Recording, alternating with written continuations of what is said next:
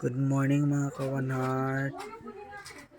Mo din giluto sa akong anak. Kauban iyang mga classmate. Kay para sa school nila. Nila ko nun baligya dito mao ni ilang project. Ubi turon. Mao ni ilang giluto karon. Ubi turon. So ato silang lantawon kay gayagaw man sila sa kusina. Kaluto pa sila. Ato tong adtoon sila dito be. Para siya diri. Luto siya. O mao ni siya. O bituron. Tapos na pa sila ilatuonan diri.